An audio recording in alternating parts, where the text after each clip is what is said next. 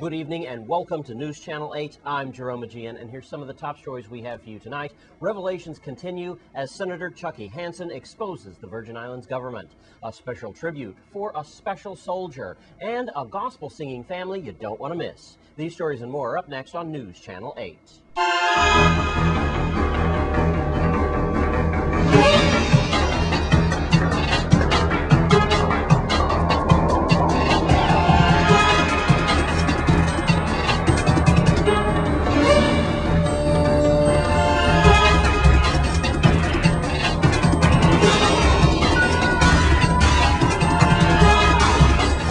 In our top story tonight, the revelations continue as Senator Chucky Hansen and her hardworking staff uncover many disturbing possibly illegal facts involving millions of missing dollars that could have been used to prevent government workers from losing their jobs. Let's take a look at more of the press conference from yesterday. And the federal government traveled to the Virgin Islands.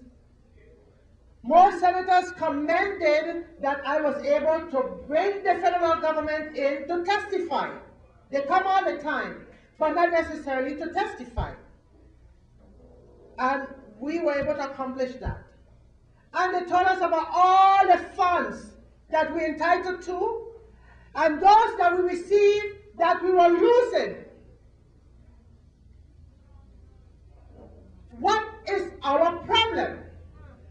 We have the letters available, and we have sent it on the media at that time, that the people of the Virgin Islands cannot receive 100% of that $10.2 million, because the federal law is that they will get half of that money, and we can only get half, which amounts to $5.1 million.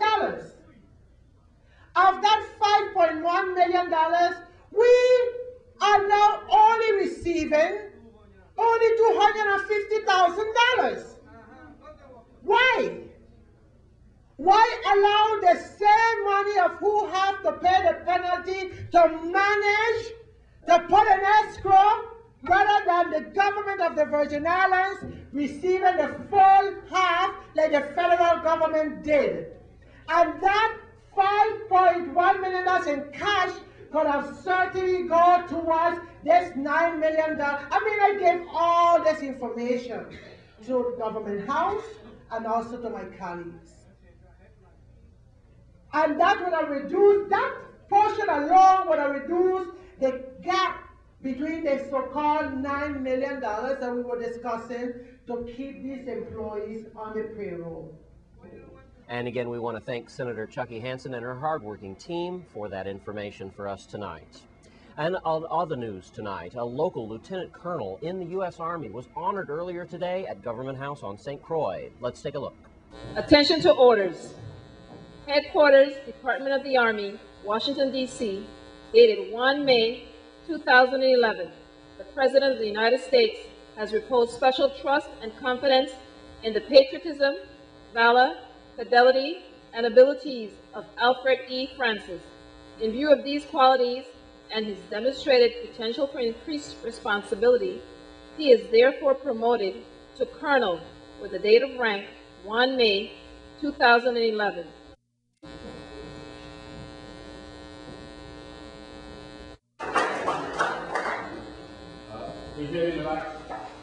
As is customary, after we promote one from one rank to the other, we charge that individual to find somebody in the audience or in his unit to mentor that person and move him up to the rank that he just vacated. So I charge you to do that Of the promotional certificate by Major General Rivera to Colonel Francis. And we want to congratulate him for that award today. And it's time for St. John Festival action. Let's take a look at some of the opening ceremonies at the Festival Village. I want to congratulate Ira Wade and being named I want to say it the right way. Wadeville. The Ira Mill I know, he always anticipates what's going to happen.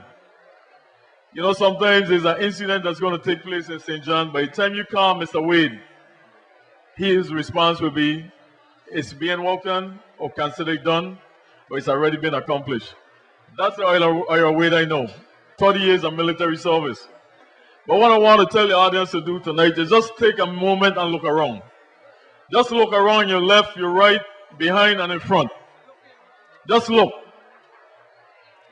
And what you see is a community of one people.